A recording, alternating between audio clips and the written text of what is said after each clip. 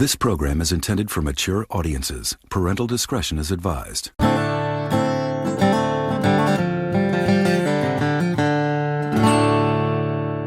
Hello, this is the Horror Fried Podcast.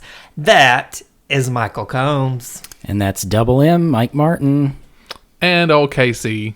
Hello. How's your mama, Nim? Y'all, we are back with season 2. How are we feeling? Who knew? I'm ready. Are you ready? We'll see. Since it's the giving season, although this is going to air after the holidays, but we're giving the children everything that they asked for, okay? They want more Horror Fried Theater, we're giving it to you. You wanted longer episodes, we'll see. And that's You wanted more episodes. You wanted more episodes. This is a 20 episodes. Well, could be longer than 20, but we have 20 movies planned. You wanted more queer. You're getting We tons. are gayer than ever. Oh my goodness. So yeah, it's going to be a really fun season. I'm excited about it. We've got a really fun list of movies.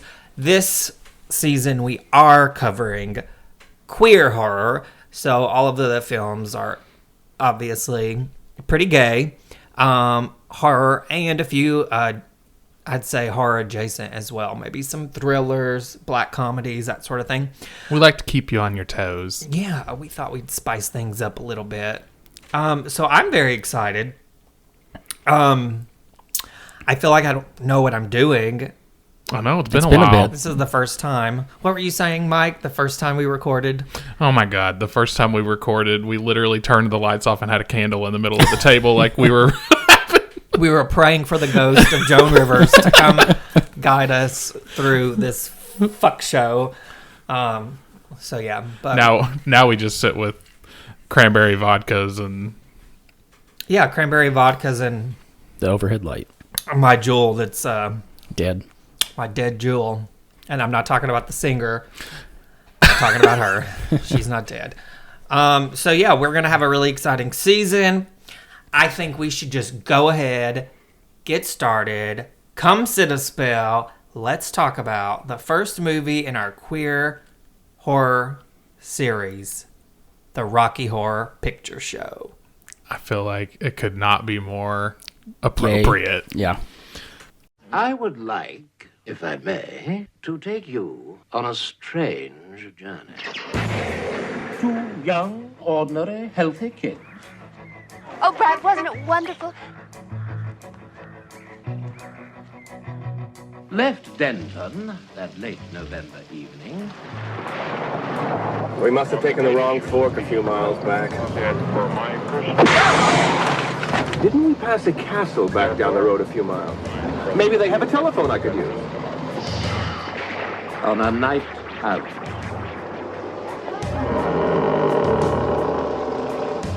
Hello. It was a night out they were going to remember for a very long time. I remember doing the time War.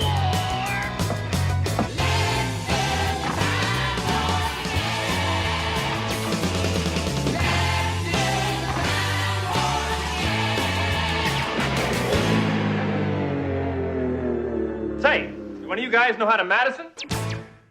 Released in 1975, the Rocky Horror Picture Show was written by Richard O'Brien and Jim Sharman, directed by Jim Sharman, and has a crazy cast of characters starring Tim Curry, Susan Sarandon, Barry Bostwick, Richard O'Brien, Patricia Quinn, Nell Campbell, Jonathan Adams, Peter Henwood, Meatloaf, and Charles Gray.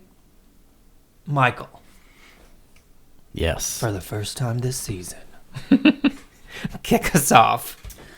Well, this movie opens with our protagonists at a wedding where we meet Brad Majors and Janet Weiss. And at the end of the wedding, Brad asks Janet to marry him, and she says yes, and then they go off. And they get a flat tire, and they go off in the rain and end up at a castle where we then meet our antagonists, Riff Raff, Magenta, Columbia, and Dr. Frankenfurter. Our Transylvanians. Yes. Who was getting married? Betty Monroe. Yes. Better than... But was this like a friend? Was it a family member? I think it was just a friend. I think it was just a friend of... Maybe like a college friend. Just a friend. Yeah, I feel like it was a friend of Janet's. Okay. Yeah. Well, so so a fun fact. This was the first time I'd ever sat down and watched the Rocky Horror Picture Show. I know, alarming, but I feel like the Rocky Horror Picture Show is one of those movies that even if you haven't seen, like you know about it. You know what I mean? You know the time warp. Yeah, and you things. know about all that stuff. Yeah. So for me, again, it was the first time I'd actually sat down and watched it. I feel... Okay, so the whole thing with Brad and Janet at the beginning, I got the feeling that maybe they weren't as into each other as they thought they were, and it was almost like he's proposing to her just because that's what you're supposed to do when you're young, and in the 70s, you're supposed to get married. Yeah. That's what I got from it. And then as the movie goes on, I mean, we'll get to parts later, but as the movie goes on, I'm like, yeah, Janet seems like she's a little more freewheeling than Brad, and... Oh, Brad's a square, I guess. Yeah, you'd call it. he's a... You know what I mean? I just felt like, I don't know. It just didn't seem like a real relationship to me. Like they're just doing it because they're kids in love, and that's in love, quote, they're supposed to get married. Well, and I mean, like, come on now, Brad. You know you do not propose to somebody At a wedding? after a wedding of somebody else. Like, Yeah. no. You don't? I mean, she caught the bouquet. It was the perfect time. I also love the wedding scene because you have characters that actors playing other characters in the beginning that you see later. I thought that was kind of cool. Well, I did like that. Like they're taking that photo and you see Tim Curry in the back, and then you see As a priest, yeah. the other people. And then he kind of turns around at one point and faces the door after the picture's been made, I think. And then they just kind of stand there. But Well, and it's weird because, like, they present Riff Raff and Magenta there as, like, that The farmer American and Gothic his wife. Yeah. picture or whatever, which I thought was interesting because, of course, you learn later, obviously they're not from here. So it's almost like when of course, I've seen this movie 1,000 times, it feels like. So, like, I can digest it to death, like, and just pick it apart and pick all the little things out. And I kind of feel like if you think about it, it's like maybe these people were like, this is what they considered like American things. So they were like, okay, well, we saw this painting that was American Gothic. I guess we can just dress like that. Yeah. oh yeah, I see what you're saying. So, To fit in. Yeah, This to is how fit we in. fit in. Yeah. And disguise ourselves. When in reality, y'all completely looked ridiculous back in the back of that picture. Those wigs that the girls had on, they're I was beautiful. like, yeah. So, Okay. go ahead. Oh, well, okay, because I'm gonna try real hard not to like pop in here all the time. However, Please if pop we're in gonna all the time. we're gonna talk about the movie. What did you think of the opening? What, with the lips? Yeah. The tongue drove me absolutely insane. Okay. That's all I watched the whole time. I loved the credits, though. And I like how, like it'll say, like, Susan Sarandon as Janet Weiss, the heroine. And, like, I liked how, it's Richard O'Brien that plays Riff Raff, right? So Yep. Riff Raff, the handyman. Like, I liked how it did all that. Because then it's like, before you go into... Because let's be real, even, like, in the movie... Like, I know who these characters are before going into the movie. But I'm like, okay, who are they? Like, they don't... You know what I'm saying? I would have never, in a million years, thought Riff Raff was a handyman. You know? Like, stuff. Right. So, I really do like the opening. Yeah, the tongue, though, was a lot. This is trivia, right? Isn't that Magenta? It is. I Magenta's was about lips, to say it was Patricia Quinn. Oh, so she's the one that did that. Yeah. Yeah, like I saw, because like when I was reading up on that, it said that she wanted to sing that. Song. I guess. That's Richard O'Brien singing the song. Yeah. And it's her lips. Yeah. Oh, Interesting. I think she wanted to sing it, and then when it didn't happen, they were like, well, we can still like use your lips. mouth. I just felt like the tongue was very like Britney Spears in Baby One More Time, where she's just like her tongue's just moving all over the place. Like that's what I got from this. And to be honest, I don't even think about it. What, her tongue? The tongue. Oh, her tongue's all over the place. I didn't mind like the mouth. That's cool. I think just the floating mouth there is fun. But you know what it also reminded me of? It's kind of off topic. But there was a season of Drag Race where they made them like lay back and they put those googly eyes on their chin. That's what the mouth reminded me of. Yeah. Because they were all very, I don't know. That's what it reminded me of. So what were you going to say before? Oh, I was just going to say, so after, they sing their little song together. Damn it, Janet. Damn it, Janet. And she's mad about Brad, all that stuff. Whenever there was a lot more singing in this movie than I realized. There's a lot of singing in it. A lot of music. I knew there was a lot of music, but I didn't realize like the majority of it is singing, which was fun. It's different. I thought it was funny though when they were driving and the tire goes flat. And they're like, oh, well, let's just go back to that castle down the street. Like it's nothing. And I just thought, let that sink in. The castle. Out in the middle of nowhere. Street. Yes. And then they get out of their car and they're walking and they're drenched. And they sing another song. And I'm like, so are y'all going to go in? Or are you just going to stand out in the rain? I actually put in my notes. I was like, okay. Because I tried to watch this almost like fresh eyes. Yeah, I tried to not think about it, or I tried to kind of think about it as if I was watching it for the first time. And when they went to sing There's a Light, I was like, so y'all just stopped walking. Yeah, you're going to go towards the light, or you're just going to look at it? They're in the middle of a musical number. You just got to... You're just going to stand here. Yep. Well, then, they complain about being wet. Well, bitch, y'all the ones that stood out there in the rain for 3 minutes while you sang the song together. I don't know, y'all. It was just funny to me. Yeah, I mean, because I don't really know, like, what state this is supposed to... Like, it's in Denton. Yeah, where's Denton? Right, but I don't know where that's supposed to... I think that's Ohio. Yeah. But Denton, I don't... What's the home of happiness? Yes, there was that billboard. There's a billboard that says, well, and that's another thing. I'm kind of backtracking, but that's another reason why I thought, okay, this is like supposed to be this cute little town, and when you're young, you get married, and that's why it's the home for happiness. And to be happy in the 70s is to get married and have a family. I just think it's funny that you get married, you walk out of that church, you're supposed to be all happy and stuff, and there's a cemetery right there. Yep. With all their dead loved ones. Exactly. Or strangers. I don't know. So the time warp. Yes. The iconic song. I was going to say, it's iconic, right? Yeah. I've never been to a live viewing of the time warp, but people actually do the time warp in like when you go see it live, right? Yeah. Mm-hmm. You went to one during Halloween, didn't you? I did. And I went to one like a couple months ago. How was it? It was fun. It was fun. I've been to better.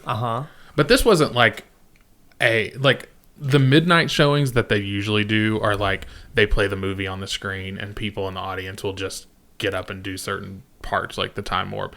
And then they have like little things that they give you when you go in, like little props and stuff. Oh. Yeah. But what I went to a couple months ago was literally like a live the stage play. Like a stage play. I would like to see stage play. I want to see a good one, though. Yeah. And I mean, it was fine. Like, it was good for what it was. It's always entertaining. But, like, I do enjoy going to, like, the midnight showings of the movie. And then people are just, like, wilding out. And then if it's your first time, they put, like, the V on your head and, like, all that stuff. Like the first time at one of the live shows they do that? Oh. So that would be interesting. No one's called me a virgin in a long time, so that would be quite an experience. So the time warp. I think that the little tutorial that the criminologist does is very cute. Yeah. In between them singing, I don't know. That kind of made me giggle a little bit. With his little he left, brings right down the foot map. signs. Yeah, because he's so official. Directions. Yeah. You know what I mean? So I really like that. And then also, this is where I found out, like, when I'm watching it, I feel like Brad and Janet are definitely Republicans. They gotta be, right? Janet is so vanilla and dramatic in that one point. Because I thought to myself, no, they're just dancing and singing. They're not like stripping or anything. Fainting. And she's, oh, and like falling down, like, Yeah. oh, woe is me. Like, it was a lot. And Brad almost seems like he's not as scared. I don't know, but then I think then I almost feel like the roles swap a little bit because she There's a seems a little reversal. more into it, and he's like, no, you know what I mean? Yeah. He's gonna be a senator one day, so He can't be a part of that. yeah, that's the vibe I got. You know, he's probably an accountant. Did it ever say what he did?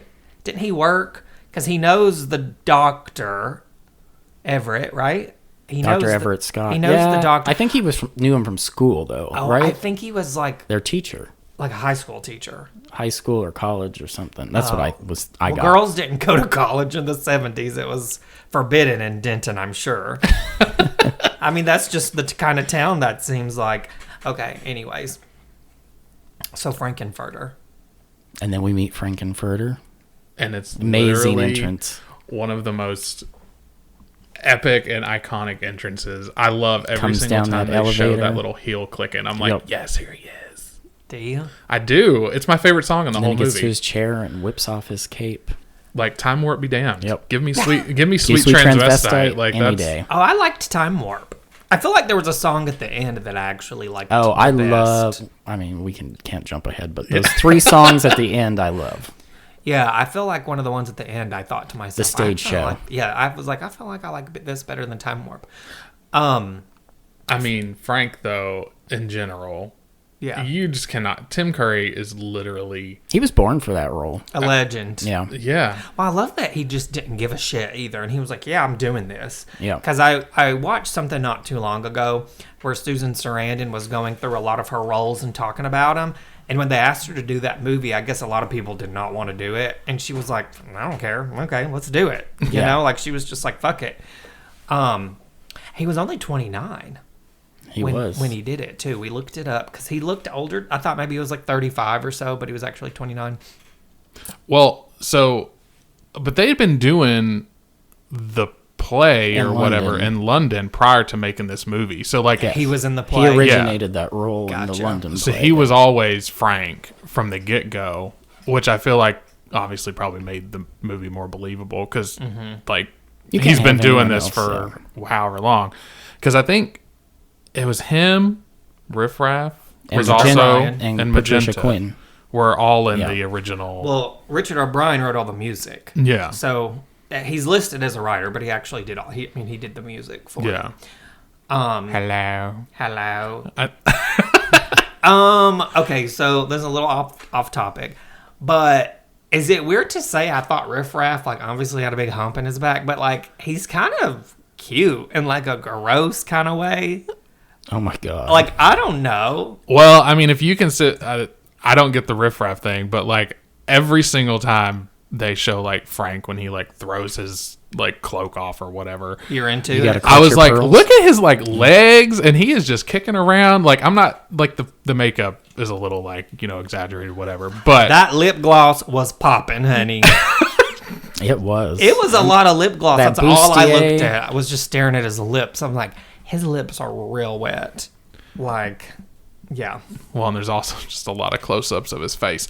However, another fun fact was that with Sweet Transvestite. So originally, I guess I don't know if it was Richard O'Brien or maybe it was Jim Sharman, one of them, wanted the movie to be like in black and kind of Wizard of Oz style, like Oh, I black did hear and that. white, up until Frank Trans. came in, And then everything turns to color. and then like the first thing you see in color is his lips, and then after Sweet Transvestite, everything kind of like turns to color.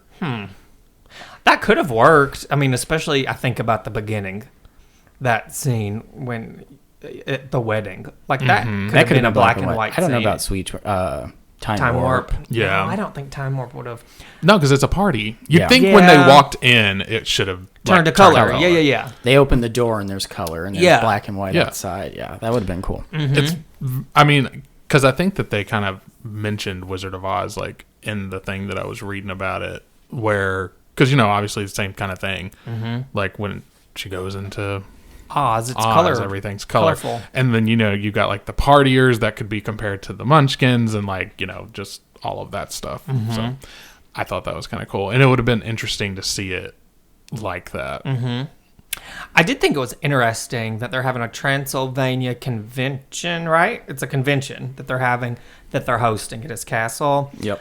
But they know the words to every song and all the harmonies. I was like, does this happen every year? Like, do they? I don't know. Yeah, they all left Sturgis Rally and then went over there. Because they were all Sturgis Rally. Because they were all motorcycles. Oh my God, that's true. They were all on motorcycles. I bet those women were taking their tops off and. Well, and it makes you wonder, like, because, you know, don't several of them, like, they know who Frank is. Yeah. Like, when they are like, oh my God, it's so nice to meet So you, are they Dr. aliens? Frank. Or are they what? Like, They all seem to know him pretty much. Yeah. right, which kind of plays into maybe that's why they knew of these, like, party songs and dances. Like, Yeah. is Well, I this- could see the Time Warp. Like, that's okay. Let's kick it off with the Time Warp, like always. You know, like. but whatever, later when they're all doing, like, all the Eddie different songs. and Yeah, and everybody's singing the harmonies and stuff. Yeah. Like, y'all just all know how to harmonize with Frank. Okay, but that's just something I thought. I think about shit like that when I watch a movie. Y'all, okay? I'm sorry. this is very much a movie that you can't really overthink. Oh well, for sure, for sure. Just gotta go There's with gonna be it. a lot of holes in that storyline. I mean, I still have questions, but you know we can get there later. So I guess that brings us to the middle of the movie. Dr. Frankenfurter invites Brad and Janet up to his laboratory to see what's on his... The slab. And we find out that he's creating the perfect man, a la Frankenstein, Rocky. And so Rocky comes to life. We have a few musical numbers. And then Brad and Janet are escorted to their bedrooms. I should say Eddie, Meatloaf's character, does come in for a moment and sings a song. And then We're meets his introduced demise. Yeah. introduced to Meatloaf. Why did they take their clothes off? I thought that was kind of interesting that they started to undress Because Brad no and one Janet. else... Yeah, no one else... had Yeah, their everybody, clothes. they were like, oh, let's just undress him. And Janet seems a little alarmed, but Brad just seems like, oh, it's normal. His underwear is so ugly. It's like a diaper. Yes. Oh, they're so ugly. I'm like, the stride and that underwear as They were up to his belly button. Literally. Oh, they were ugly. literally. I mean, when you watch it, you're like, damn, Brad, look at that package. I feel like Lord. it's stuffed, though. It looks like It looks like a diaper. Yeah. It looks like a diaper. No, I will say this. I think Barry Bostwick is very handsome Oh, I in do this too. movie. I would even go so far as to say that I think Barry Bostwick is a lot more handsome than Rocky.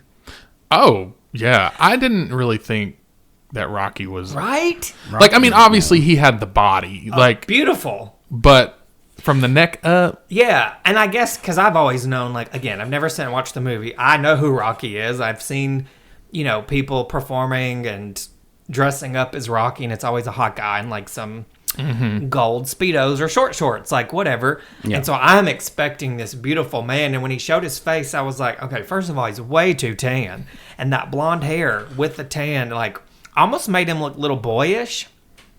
But the body was great. But it just made me chuckle because at one point, Frank's like, oh, what do you think or whatever. And Columbia, I think it's Columbia. Columbia's like, he's okay. And I was like, I mean, I agree. Yeah.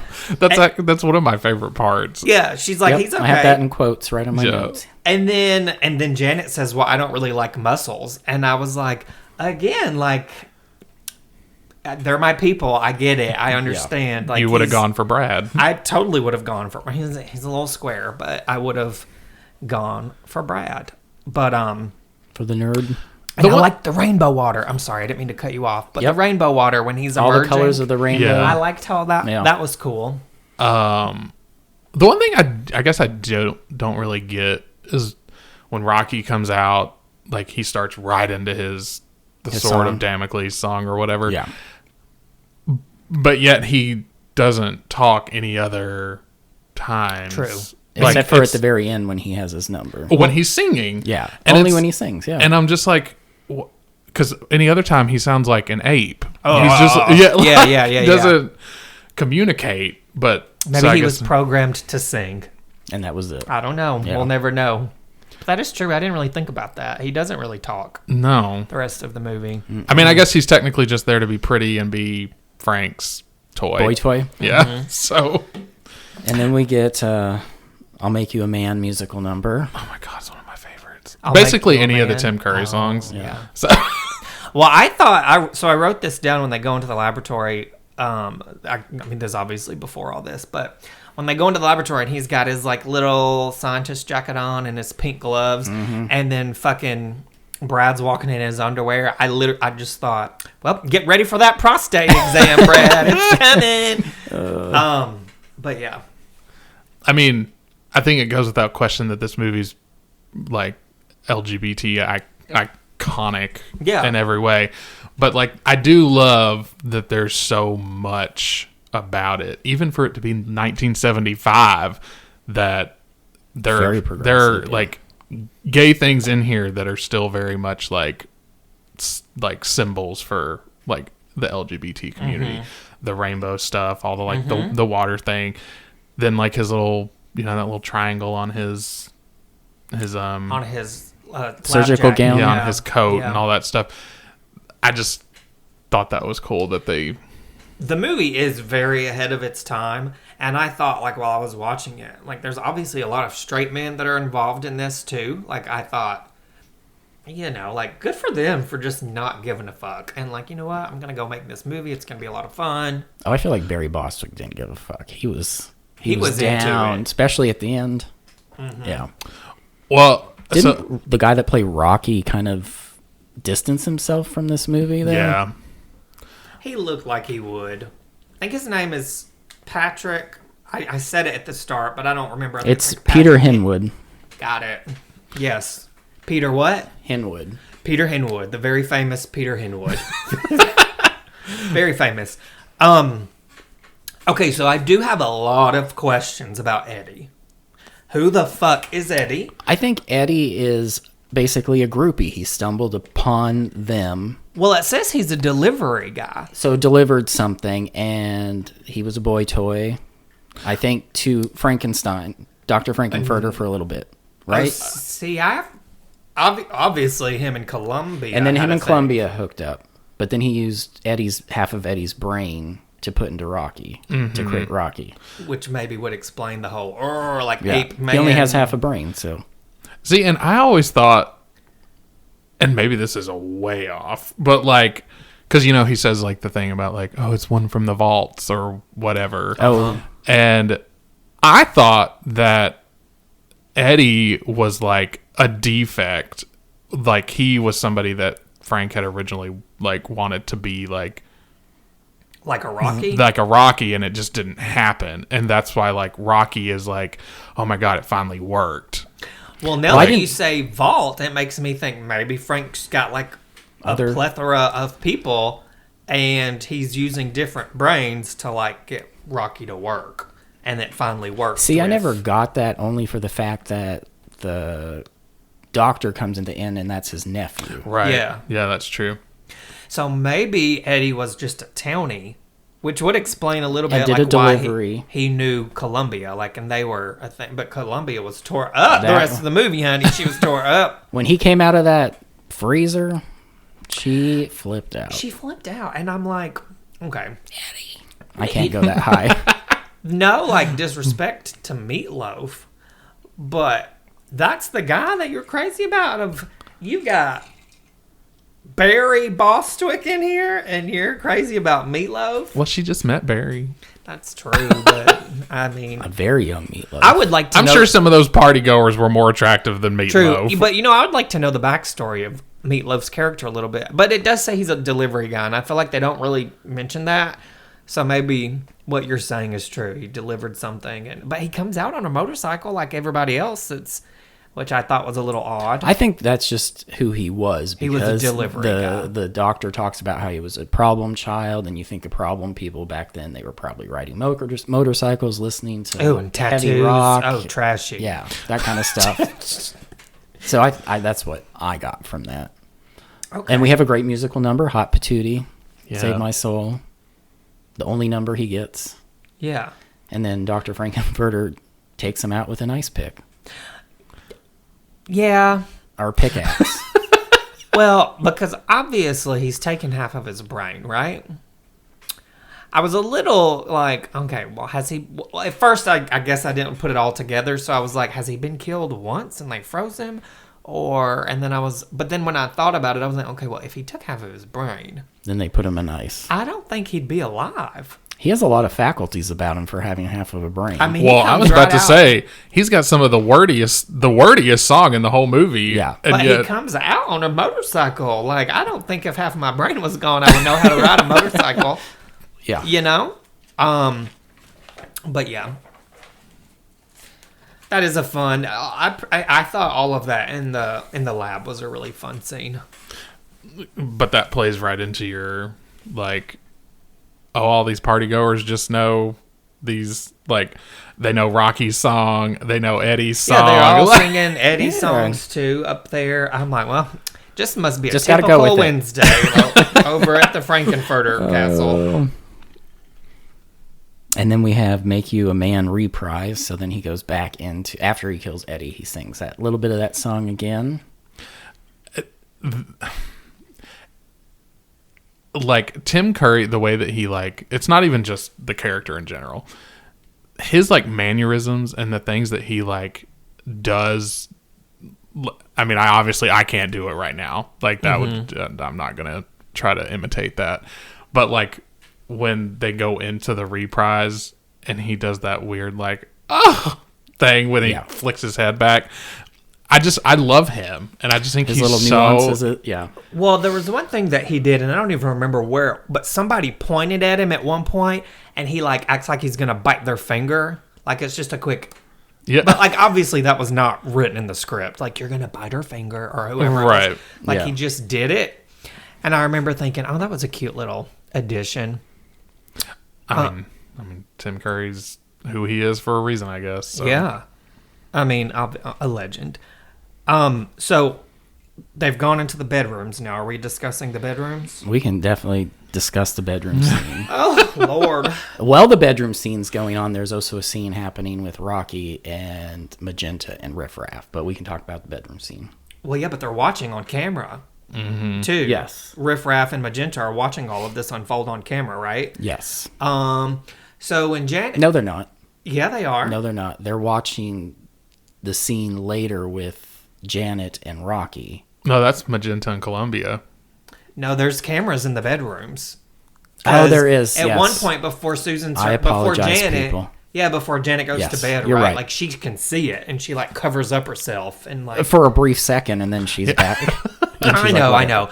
But, Yes, you are right. Sorry. yeah. But, I mean, I was surprised by Frank coming in disguise, I guess. I didn't realize that happened.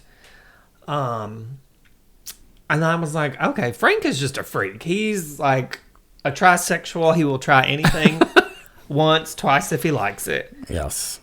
Because he goes to town on her, apparently. Janet was into it. Brad was really into it. Brad was into it. I was like, oh, okay.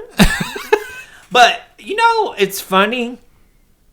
Janet becomes a real floozy by the end of this movie because she's been with Frank. Then she's with Rocky. She goes with Rocky. Obviously, it's inevitable her and Brad are going to fuck. They're both virgins, or were before Frank, but I just thought, wow, look at Janet coming alive, embracing her sexuality. I liked it. They were corrupted. Yeah. in the best way possible. Well, right. Like, if you think about just like this being 1975. Yeah, she had her sexual That's why a awakening. lot of people, like theaters and stuff, didn't want to play this movie. Mm-hmm. That was a little too much for them back in those days. Mm-hmm. But yeah, I mean, I just think it's hysterical when he goes in there to Brad. Yes, what? And then he like picks up and like scoots him towards him, and I was like, "Oh, Brad's a bottom." Yeah. Okay, Brad's a bottom. Like, And then he goes down on him.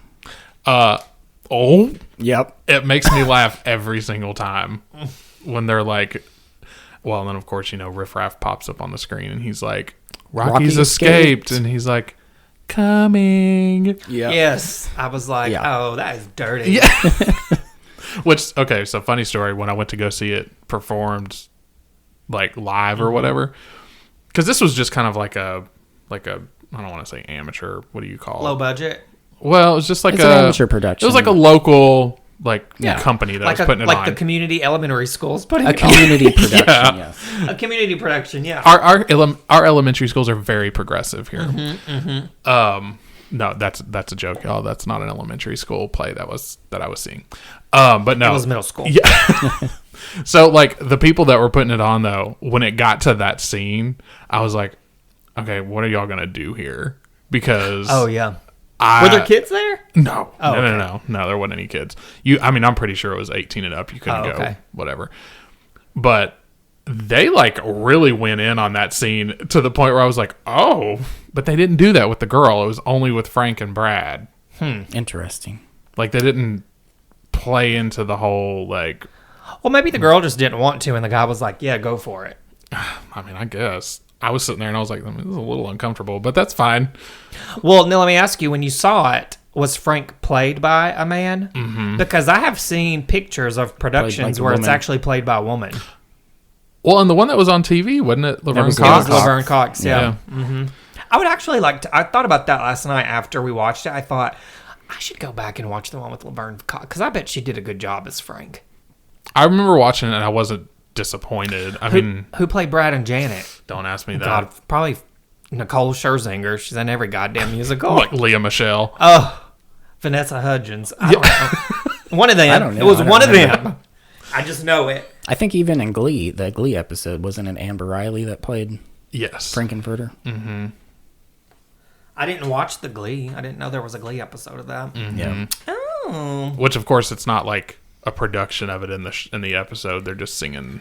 Some of the songs. Because I remember what's her face. I don't remember all their names in Glee. Matthew Morrison's the other teacher with the red hair and Gemma OCD. May? Oh, yeah. She was the one that did The guidance counselor. Yes, she was the one that sang "Touch It, Touch Me." Oh, okay. I do remember that. Anyway, off topic. Yeah. Anyway, but yeah, literally the next thing I put in my notes, I was like, okay, well, Janet is a horny bitch. She's got one taste of it, and now she like. And I just this might play into your theory of like you don't really feel like they were really like into each other. It was just kind of something that they wanted to do. Yeah. Because like why, boy, y'all's trust in each other just went straight out the window when he was like, "Oh, nobody has to know." She's like, "Okay, well, as long as you're not going to tell anybody." Yeah. Well, they both do that, and then when she goes with Rocky, like Brad knows about it, right? Like They all catch her. yeah, they all catch her, and he doesn't seem to have much of a problem. So I'm like, I don't know, but maybe this was good for their relationship. Maybe they decided, they wanted to swing a little and have. I don't know. I'm just. Look, this was a long Speculating. time ago. I don't know what happens after the castle disappears. But I'm just saying, like, maybe, but I will say Rocky is a lot hotter when he's dirty. Like, when he's all gross and, like, well, he's not gross, but, they've been chasing him. The dogs have chased him. Yeah. He's kind of got, like, that mud all over him and stuff. I was like, okay, I get it now. But then once he's clean again, I'm like, meh. Yeah, like and did you Brad notice he better. didn't have a belly button? No. Yeah. He doesn't have a belly button? Oh, Like because that- he was created. Yeah, because he's created, so he doesn't. Oh. They like kept that true to like, because He wouldn't have obviously a you belly wouldn't have a button. belly button if you. Were created? Yeah. Does he have a penis? Because I mean- Frank obviously went in that room with him like, there's something down there. I mean, I don't know. I mean, I would assume so. It was their wedding night or whatever it was. Yeah, it they say was. something. I don't remember what the term is. Well, they play the wedding Yeah. music, Oh, they do. and then they go into Their little Rocky's bedroom. Which you can so- see when Frank like runs his finger like down his chest or whatever. You don't see like a belly button. That's how you. Oh, yeah. I guess I didn't. I wasn't paying attention. I was busy looking at Barry Bostwick. Apparently, I before we go into that, I love touch me. Oh yeah. I love that song. What? I want to be dirty. What are your thoughts on this actually? Because like when I was watching it this time, I sat there and I was like, in my notes I actually put, I was like, this really is Susan Sarandon. Like, yeah, it's Susan Sarandon. it just blows my mind when you think about all the things that she's done, And like she's doing since this movie. She's in another movie we're watching this season too, Mm-hmm. The Hunger with David Bowie. That'll be exciting. But yeah, I kind of thought the same thing. I'm like, but she still holds that like in high regard. Like she talks about it, like she really enjoyed herself. But I just thought it was funny because I was like, I mean, Susan Sarandon still looks just like that. Oh, she does. Yeah. She's obviously gotten older, but like she looks just like that character still. Which they wanted her to go like full nude on this, and she was not having that. But I guess because she had done like nudity in some of her previous films to this? I don't think you needed it though here. I think No, because her No. character's supposed to, I mean, as much as she's Be not, modest, she whatever. is supposed to be. Well, even at the end, I know we're not at the end when the floor show yet, but all of their nipples are showing. except for hers. Except for hers when they're wearing those corsets. So, and I even when I was watching it, and who is it? Columbia 1st, and hers are just there. They are, and then Brad, of course. But Brad's a guy. I guess it's a little different. But I thought when it comes to Susan, I wonder if we're gonna see them, and it never showed them. So, I actually pay more attention in the pool with that than I do when she's on stage, because I was like, when they're floating around, they did a real good job of making sure that she was not shown. Yeah.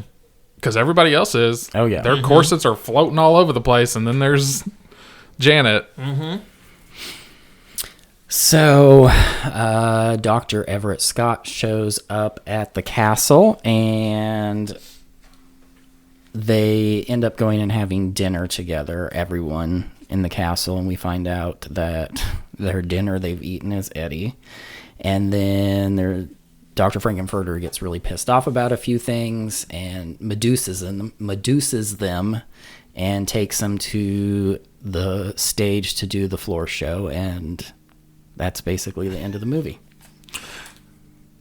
I giggled when Dr. Everett Scott is waiting in the Zen room. I thought it was so funny. I'm like, that is the most random thing in this castle, this Zen room, and he's just chilling there, They have that Zen music playing. waiting. Yeah. Well, I think it's also funny when it just seems so random when he comes into the castle and they do that magnetic thing that like pulls him up through the whole house. Yes. And then he like just bursts through the wall or whatever. And it makes me Kool-Aid laugh. Man. But then apparently, like, when I was looking up all my stuff, like, that was literally only done that way because they actually forgot to create a door within that laboratory for him to come through in a chair. So they were like, well, let's just Put him Bust through through the the just wall. door. have him bust through the wall. So that's what they did. It worked. And It did work. it's just Interesting. funny. It is funny. One of my favorite lines in the whole movie is during this part, and it's when Magenta says, "Dinner is prepared," or whatever. However she says it, I thought The it way was, she says it's very different. Yeah. It Southern or something. it made me giggle. And then as they were sitting there at the table, all of them, I thought to myself, this is literally every gay / hipster Friendsgiving I've like ever seen. It's, you know what I'm saying? They wouldn't be having ham. They'd be having veggie burgers, but yes. Yeah. And kale, Yeah. gross. Kale chips. Sorry, no offense. No offense if you're vegan. That's just not our thing. We like meat. It does. I saw that. All of them just kind of make me laugh in that scene, though. It's so random. Yeah. And then you've got like I like him, Frankenfurter, with the electric. Yeah, yes. Someone pisses him off. He's like, It cracks me up when buzzes like it towards him. Columbia makes. She's like, Eddie. She says something about Eddie, and he's like, Yes. and then him with that damn like party hat on. It's just so He doesn't even finish the song, though, either. no. Like, he starts the song, then he's like, I'm over it. Yeah. It's like happy birthday to you, and then it's everybody continues, and he's like, "Oh, I'm done." Yep. He gives 0 fucks. Yeah, I thought that was funny that they were eating Eddie. Now, what part of the body do you think? I think it was rump roast. Oh my god! Come on, Daddy. A rump roast. What do you I think it mean, was? I think it was tube steak. they really missed an opportunity to be eating meatloaf. You win. Like- You win. I mean, how are we going to be eating meatloaf and not eat Have meatloaf? meatloaf. Yeah. That's true. They missed an opportunity there, didn't they? But I guess we wouldn't have had him with the turkey carver. So. But you do have Frank, who's putting ketchup all over his, which a lot of people use Love ketchup, ketchup on their meatloaf. On meatloaf, so maybe that was, A little nod. yeah, maybe that was a little nod to like meatloaf. I mean, maybe. I Because think that'd why be else funny. would you be putting? Because it clearly says, like on the bottle he's holding, Ketchup. it's red and it says ketchup and big white letters on it. Like they want you to know Yeah. that he's putting ketchup on there. Oh wow, I didn't even think about that at the time. I just thought, oh, he's putting ketchup on his meat. Well, then I didn't realize it was Yeah. Eddie that they were eating. I thought it was just And well, this is also where we find Whatever. out that Eddie is Dr. Everett Scott's nephew, because Yes. he sings his Eddie song. I don't know what the name of it is. When I think it's just called Eddie. Just called Eddie. Yeah, and then it's like when Eddie said he didn't want his teddy Teddy. or whatever. Oh, he was a real bad kid. Yeah, Yeah. yeah. but I think it is just called Eddie. That song. That one was not a standout to me. It wasn't. It's not. It's not a standout. And then Frankenfurter rips the tablecloth off, and there's dismembered Eddie underneath. And then we hear Columbia scream for about 5 minutes. Oh Yep. God, yes. She is torn. I'm telling you, she's torn up. And then it goes. Isn't she wearing mouse ears? Somebody's Yes. wearing mouse ears. Is it That's Columbia? when they're watching. It is Columbia, but when they're watching Janet and Rocky. Yeah, but I think she still has them on at Oh, does dinner. she? I don't think she takes them off until later. Yeah. Yeah, I did kind of love that. Um, And then it goes into another song I love, where he's chasing after Janet. Frankenfurter's chasing You better after wise Janet. up. Yeah, you better wise up. Janet Apple Wise. pie don't taste too nice. Yeah. you better wise up because I need a man. Just gonna keep me satisfied. Yep. Yeah, I've only seen it one time. Leave me alone. What do we think of the floor show? That was my favorite part of the whole movie. The floor show. I like that part. Oh, I love the floor show. Well, it's kind of. I mean, for all intents and purposes, it pretty much is the climax of the movie. So It is, but I thought it was well done because like he's got all their Medusa bodies out there. And again, I hadn't seen the movie before, but like he put them out there, so I'm like, well, obviously they're gonna come back to life. He wouldn't dress them up for nothing, you know. Yeah. And then they did. But yeah, Barry Bostwick can wear some heels and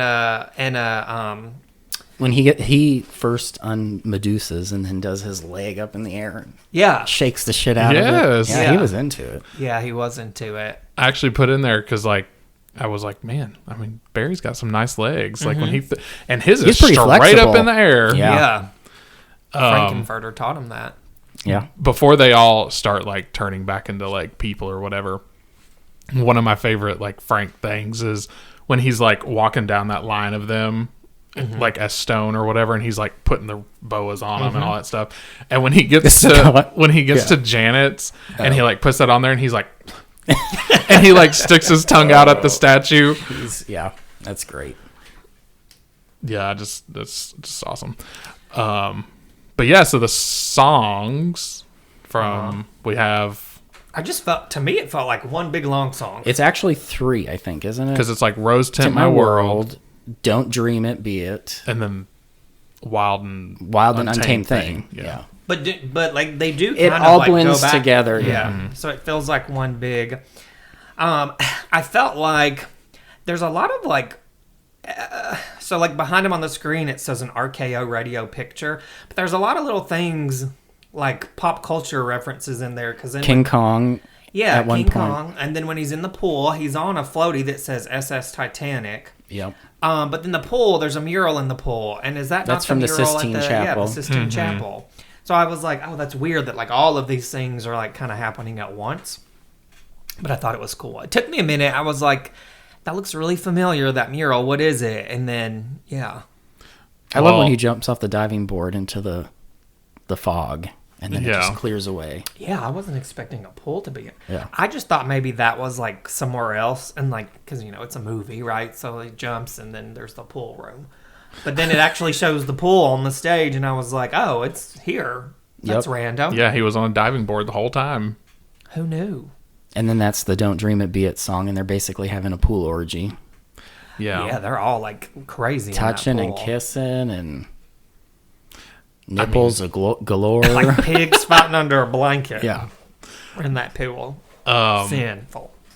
Because you said something about like King Kong, right? So the whole like whatever happened to Fay Wray and her delicate frame as her dress clung to her thigh. I started to cry. Yeah, just keep singing it. Yeah. I can't remember. When we watched spoken word version by like Michael Combs. Yeah.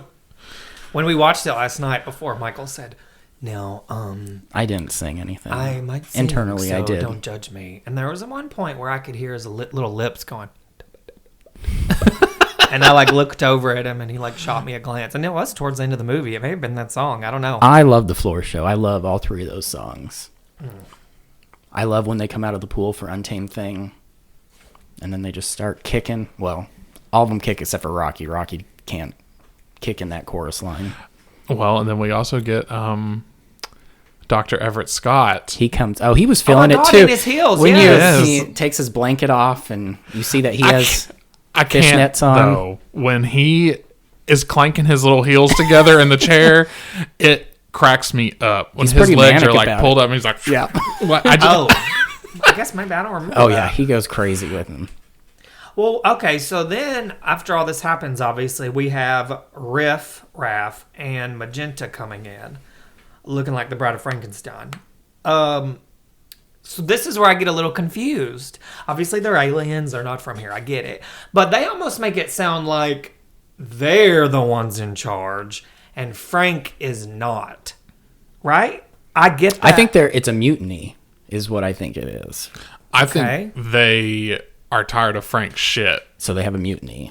And they're like, really? We're taking it over. Okay, that makes sense. Because, I mean, if you really think about, like, how Frank treats them, it's pretty terrible. I mean, he, like, comes in as, like, whipping Rip Raff at that one point. Yeah, and, but like, did he all like that. it? I don't know. Maybe I mean, he did. probably. I think a little he did. bit. But, like, at some point, you're probably going to be like, I'm really tired of this bullshit. Mm-hmm. Yeah. So, like, I think that they wanted to be They wanted to go They back wanted to be the star. They wanted to go back home and be the leader, right? Yeah. So where were they going again? I can't remember. Transylvania. Yeah, Transylvania. Transsexual. Yes. In the galaxy of Transylvania, I think that's what it was. Yeah. Yeah. Something like that. Now, transsexual was the planet. Yes. And then Transylvania. And they live in Transylvania. Yeah.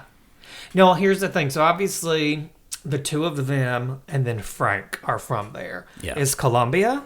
I don't think she is. Like, maybe she's just I think she's a groupie. She stumbled upon it. And I think she's one of the partiers. Yeah. I just think that... Well, she seems like... She says she's in love with him. Fell in love with Frankenfurter at one point. And she did. Well, maybe she was just a group, but she seems like she's pretty high on his list of, like, it seems like he prefers her over even Magenta and Riff Raff a little bit. Like, he doesn't really treat her poorly. No. It's like his little friend. Yeah, I don't know. But then the castle disappears.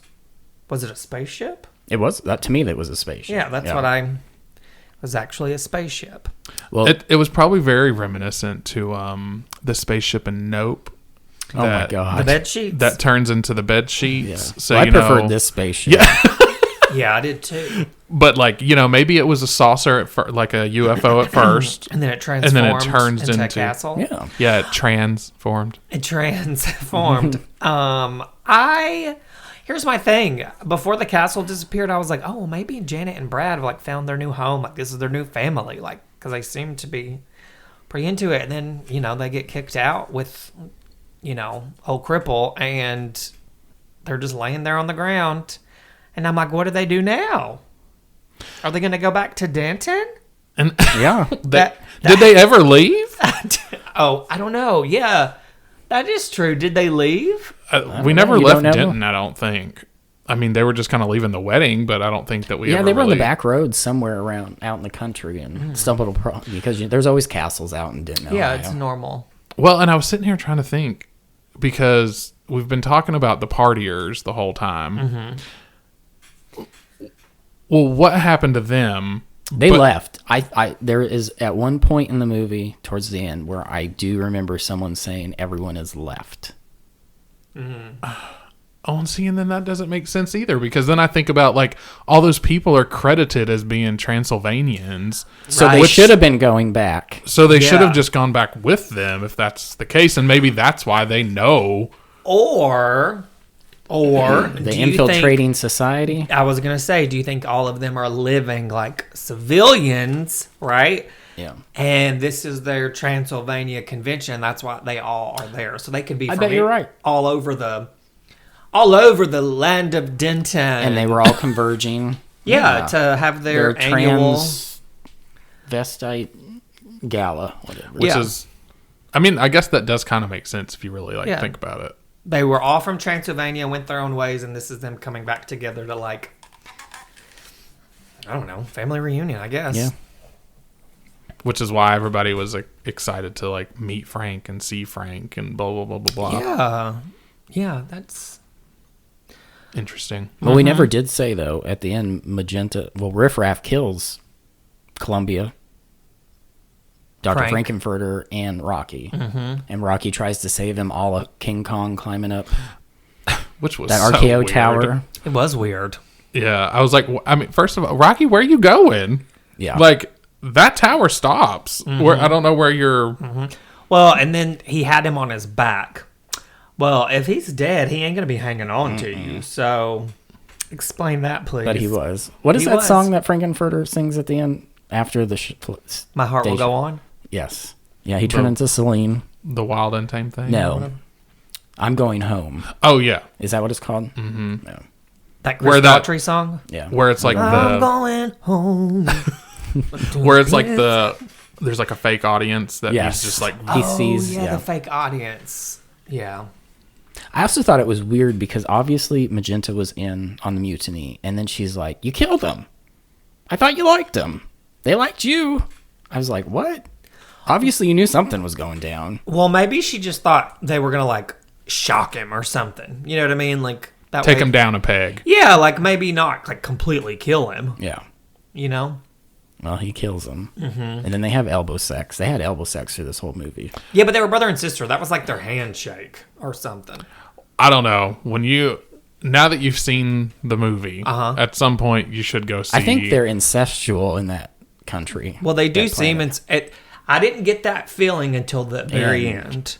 Because, like, Because then I thought maybe they were posing as brother and sister, but he does call her sister, so I'm like, oh no, they're brother and sister. So because like it's hard to honestly like watch it just as a movie when you've done the midnight showings several times because you start to know like all those things that you yell out at the screen and stuff. Slut. Yeah, and like say it. Yeah. Patient. That whole kind of stuff.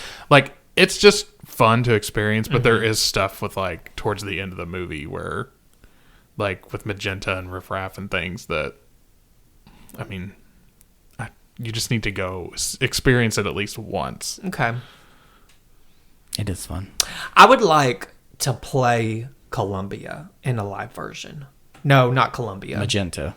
Maybe Magenta. I'd rather do Magenta Magenta would be a fun one to play. or Riff Raff. I'm not gonna lie. I thought Richard O'Brien, like, he was kind of handsome, and you know, like a sick, dirty kind of hunchback way. Like, Didn't Brad say something about him being like Quasimodo? He made like Maybe. a Quasimodo reference I Maybe. have when they like walked in the house for the first time or whatever. maybe. So is there anything else we want to talk about the movie before we before we move on? No, I don't think so. No, I'm good. No, I'm good too. You're good. Yeah. So this season, we're going to do a new segment, a shorter segment, but a new one nonetheless. And we're going to call it Horror Fried Hotties. I'm sexy. I'm cute. I'm popular to boot. Michael, Yes. who would you consider the hottie in this movie? I'm going to have to buck the trend, and I'm going to have to go with Susan Sarandon. I'm sorry. I think she looks great in this movie. She has some great breasts, and she looks really good. But you don't see them.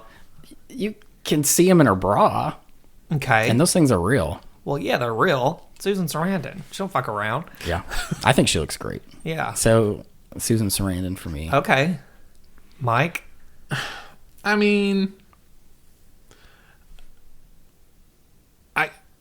mean, I guess I'm gonna have to go. Mine would be a toss-up between, honestly, Brad and Frank. You're going to have to pick one. You got to pick one. I'm gonna go with Frank. Okay.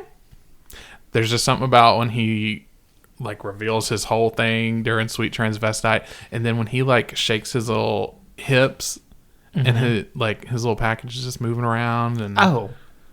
I mean, I'm just saying. I just think dangling there. Yeah. when his thing got to thangin'. But yeah, I love him, so I'm just gonna go Frank. Oh, that's good. Well, I think we all know who mine is. Definitely. Riff Raff. No, it's Barry Bostwick. yeah, Barry Bostwick. Brad is so cute to me in this. Like, he's kind of nerdy, but I don't know, he's cute. The glasses. What was the glasses?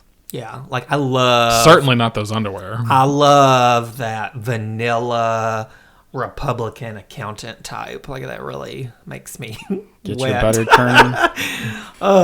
Yeah. Which, I mean, go figure. Different strokes for different folks. Go figure that Brad would be a big old bottom. Right? Yeah, I know. Perfect. I want to know what your guys' favorite song number was. Yeah, I feel like we can't just like talk. Is this the first episode we've had that's a musical, right? Mm-hmm. So I feel like we can't not talk about what our favorite song was in the movie. Yeah. I mean, I kind of already mentioned. I want to mine, start guess. with you, Keith. This is your first this is time. my first viewing, so... So what song do you think you I don't enjoyed? know what any of the songs are called. You can say where it was at, and we'll tell you what the song was. I think the very end, at the floor show, when they are becoming unMedusa'd. Okay. That is my favorite That's song. Rose Tint My World. What is it? Rose Tint My World. Rose Tint My World. Yes. Like rose tint, or like a roasted. Like roasted. Rose, R-O-S-E-T-I-N-T. I'm just fucking with you. Rose Tint. Yeah, I think that's my favorite one. What's your favorite song, Mike? I mean, it's gonna be Sweet Transvestite for sure. I think mine is Touch Me. I love that You song. really got a hard on for Susan Sarandon. I do. I love that song. You do. Y'all should watch him when he watches Feud Betty and Joan. He's like frothing at the damn mouth.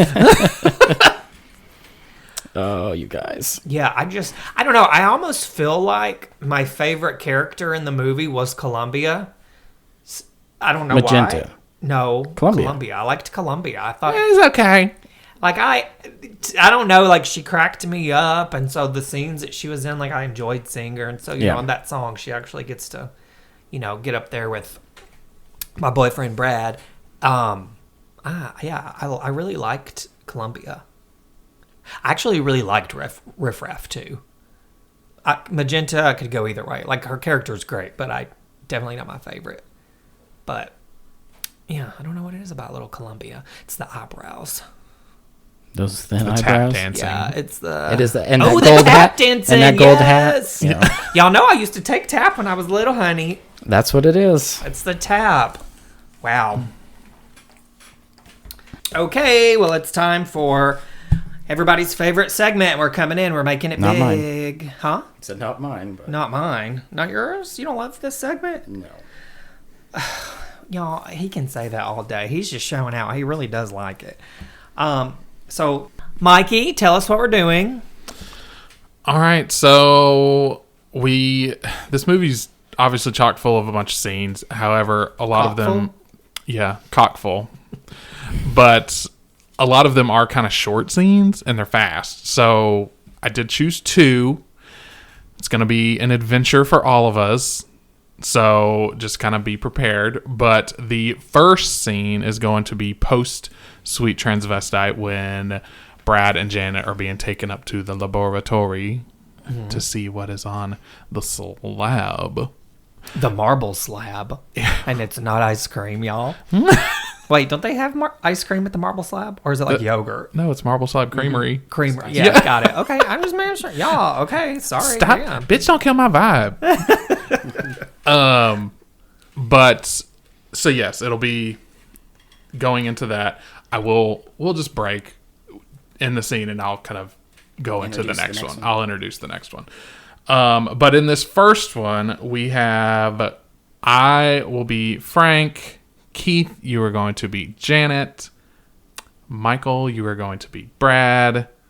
I'm actually going to do Columbia, Magenta, and Riff Raff have like very few lines. So like I split those up between the three of us. So I'll do Columbia. Michael, you're Magenta. Keith, you are Riff Raff. All right. Are we ready? Yes. Mm-hmm. Places. Oh, hurry. My makeup, it's not done. All right, Gangrene, give us what you got. Greetings, maniacs and madmen. This is Dr. Gangrene, physician of fright and Nashville horror host. Coming up next is everyone's favorite segment, Horror Fried Theater. Grab your popcorn and refreshments, pull up a slab, and get ready for the madness. Frank closes the door. The elevator ascends. Yes, start over. Frank closes the door. It's very loud. Frank closes the door. The elevator ascends. The guests applaud ecstatically. Riff Raff and Magenta close in on Brad and Janet. They remove Brad and Janet's wet clothes. Riff Raff rubs Janet's hair with a bloody towel. Thank you. Magenta dusts Brad off with her apron. She moves behind him and starts to take off his jacket. Thank you very much. Janet throws the towel down. Riff Raff reaches around her waist to her belt. She hits him on the shoulder. Oh, Brad! It's all right, Janet. Magenta's undoing his belt and fly. We'll play along for now and pull out the aces when the time is right. Magenta pulls down his trousers. Columbia comes forward to witness the undressing. Riff Raff takes off Janet's dress. Whoa! Oh, slowly. It's too nice a job to rush. Columbia puts out her hand to Brad. Brad holds his hand out to her as Magenta pulls his sweater over his head. Hi, my name is Brad Majors, and this is my fiancée, Janet Weiss. Magenta unbuttons Brad's shirt, takes it off, and throws it over Columbia's arm. You are? You're very lucky to be invited up to Frank's laboratory. Some would give the right arm for the privilege. People like you? Maybe. Magenta takes off his vest and throws it to Columbia. But I've seen it. Huh? Oh. Columbia throws the clothes on the floor. Janet and Brad reach for them. Brad gets his shoes. Magenta pushes them toward the elevator. Riff Raff stands in the elevator, drinking from a bottle. Columbia ushers Brad and Janet toward the elevator. Come along, the master doesn't like to be kept waiting. Columbia enters elevator. Magenta brushes Brad and Janet in. Shift it. They all enter the elevator. Riff Raff steps inside after them. He slams the cage door, trapping them in the elevator. They ascend.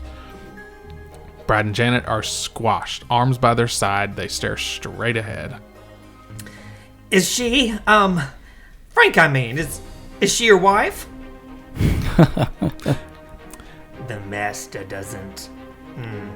The master is not yet married, nor do I think she ever will be. We are simply her servants. Oh. The elevator grinds to a halt. They have arrived at the laboratory. The laboratory looks like something between a student observation operating theater and a Greek gymnasium. It's a pink tiled throughout. Facing the elevator entrance is a circular area containing a tank on pedestals, which those screened at this stage will be revealed to contain the body of Rocky, submerged in chemicals. The guests are waiting as the elevator arrives. Frank, now in surgeon's outfit, stands in the middle of the room. Riff Raff gets out of the elevator first with a glass of champagne, which he hands to Frank. Magenta, Columbia, go and assist Riff Raff. As she speaks her name, each one steps forward out of the elevator. They cross to Riff Raff behind the tank. I will entertain him. Frank holds out her hand and laughs. Brad and Janet step out of the elevator. Brad shakes Frank's hand. This is my fiance, Brad Majors. Janet Weiss. Weiss. Weiss. Enchanté. Janet giggles as Frank circles them. Well, how nice and what charming underclothes you have. She takes 2 white coats from Riff Raff and hands them to Brad. But here, put these on. They'll make you feel less, vulnerable. Guests in the gallery laugh. Janet and Frank button up the coats. It's not often we receive visitors here, let alone offer them hospitality. Frank sips champagne. Brad moves toward her. Hospitality? All we wanted to do was use your telephone, goddammit. A reasonable request, which you've chosen to ignore. Brad, don't be ungrateful. Ungrateful? Brad angrily whips off his glasses. The room falls silent. All eyes are on Frank, waiting for her reaction. A smile breaks on her face. How forceful you are, Brad. Such a perfect specimen of manhood. So, dominant. A woman in the gallery takes off her dark glasses, raises something. Guests laugh. You must be awfully proud of him, Janet. Well, I am. Frank laughs. Do you have any tattoos, Brad? Certainly not. Well, Brad turns to Janet. She laughs. How about you? Janet laughs. Riff Raff approaches behind Frank, looming over her shoulder. Everything is in readiness, master. We merely wait your word. Frank drinks her champagne, then hands Riff Raff the empty glass. Riff Raff goes to the control panel, and Frank to the podium. Frank, standing between Magenta and Columbia, who both wear masks, take the microphone. Tonight, my unconventional conventionists. You are to witness a new breakthrough in biochemical research. And paradise is to be mine. Frank clasps her hands together. Magenta and Columbia clap. End scene. Later on that night, Janet's room. The door opens and Janet's pushed into the room by Columbia. She throws a kimono to Janet and exits, closing the door behind her. Brad's room. The door opens and Brad's pushed into the room by Columbia. She throws a kimono to him and exits, closing the door after her.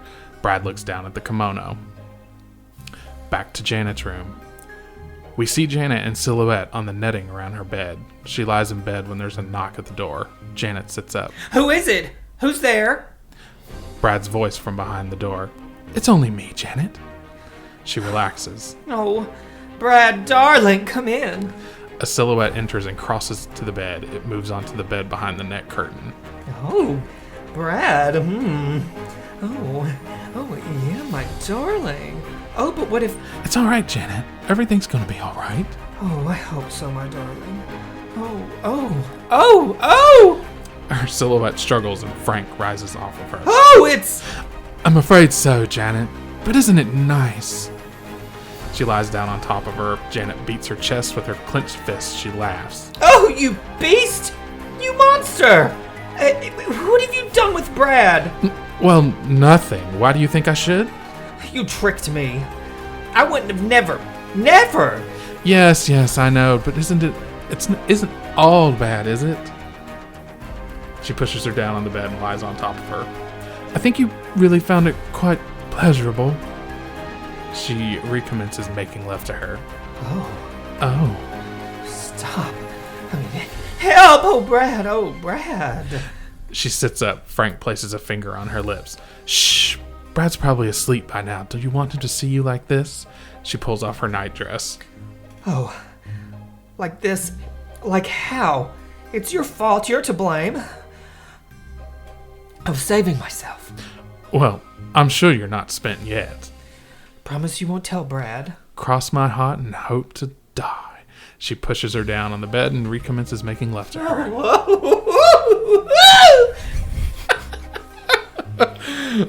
Brad's room. We see Brad's silhouette lying in bed on the net curtain surrounding him. A woman's silhouette moves forward and climbs into bed with him. Oh, Brad, it's no good here. It will destroy us. Don't worry, Janet. We'll be away from here in the morning. Oh, Brad. Brad, you're so strong and protective. Oh. You! He pushes Frank away. I'm afraid so, Brad, but it isn't nice. Isn't it nice? Brad grabs Frank around the throat and pushes her away, then sits up. What have you done with Janet? Nothing. Why do you think I should? You tricked me. I wouldn't I've never. Brad lets her go and turns away, humiliated. Oh, yes, I know, but it isn't all bad, is it? Not even half bad. I think you really quite enjoyed it. So soft. You're so sensual. Janet! He half sits up. Shh! Janet's probably asleep by now. Do you want her to see you like this? Frank pulls at Brad's clothes. Like this? Like how it's your fault. You're to blame. I thought this was the real thing. Oh, come on, Brad. Admit it. You liked it, didn't you? There's no crime in giving yourself over to pleasure. Oh, Brad, you've wasted so much time already. Janet needn't know. I won't tell her. You promise you won't tell? On my mother's grave. A beeping noise. Suddenly, the shadows are illuminated by the monitor as an image of Riff Raff appears on the screen above the bed. Master, Rocky has broken his chains and vanished. The new playmate is loose, and somewhere in the castle grounds, Magenta has just released the dogs. Frank's and Brad's silhouettes through net curtains. Frank is getting carried away. Coming! Oh. Insane. So this is Dr. Gangrene saying goodbye and thanks for joining us here at Horror Fried Theater. See you on the next episode of the Horror Fried Podcast, and be sure and join me every Saturday night for Dr. Gangrene Sanitarium, Saturdays at 9 p.m. on Nashville's NECAT Channel 9 and simulcast on the NECAT Roku channel and drgangrene.com. And as always, remember to stay mad. Okay. Well, I think we all know each other a little better after that. I think we knew each other plenty before that, too. Speak for yourself. You've been in a car with us on the way to a horror convention. I think you know us pretty damn well. Yeah, I mean, and we've been subjected to some OnlyFans content being created in the room next door. So shut up! I don't want to talk about it. We should tell that story sometime, though. Stay tuned. TBD. Just a little something to whet your appetite. Okay.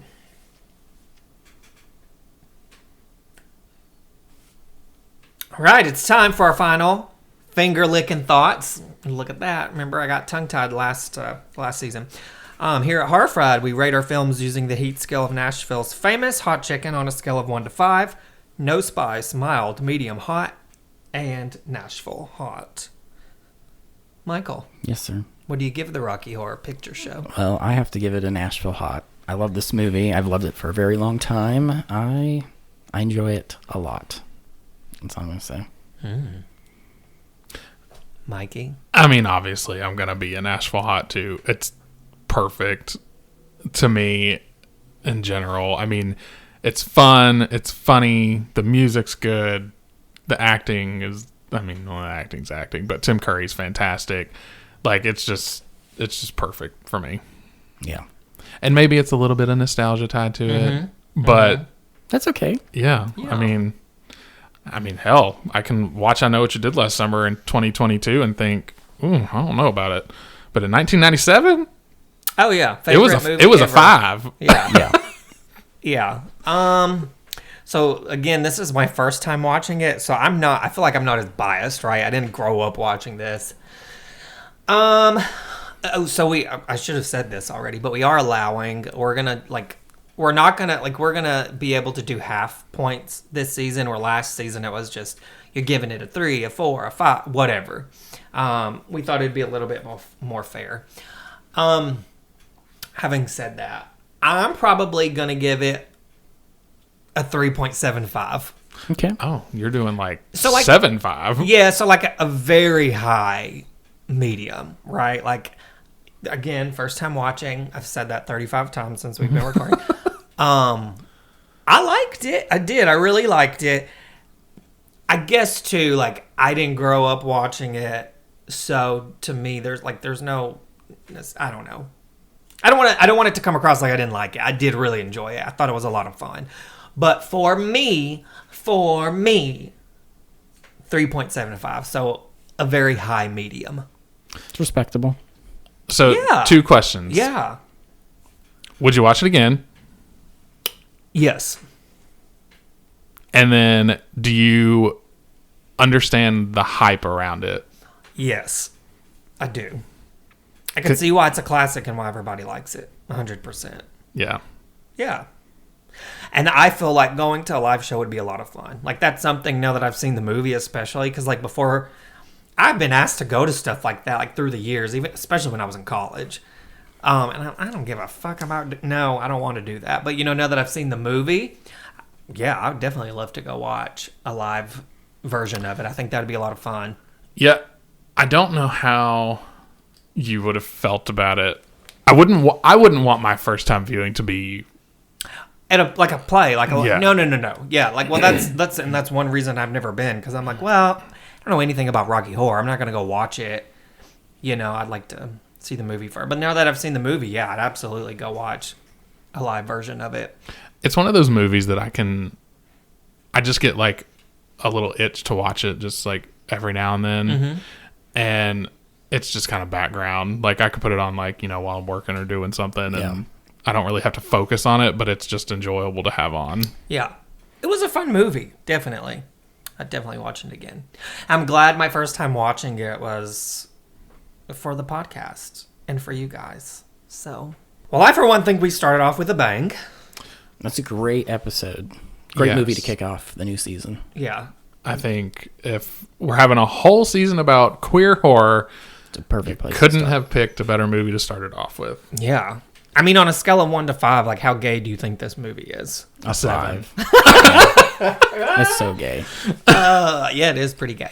Yeah, I think it was a great way to kick off, our queer horror season. So stay tuned. We got a whole lot of gay movies coming, y'all. A whole lot of gay movies. Thank you all so much for joining us on the first episode this season. If you like what you hear, please like, subscribe, and rate the Horror Fried podcast and catch up on all of our previous episodes. Season 1 is streaming on all of your favorite streaming services, and links are available on our Instagram page at the Horror Fried podcast. We'd like to thank our friend Dr. Gangrene for hosting Horror Fried Theater this season. Y'all can find him on Instagram, YouTube, and at his website at drgangrene.com. Now it's time to swap spit and hit the road. Until next time, remember, there's not a pot too crooked that a lid won't fit. Goodbye. Bye. Adios.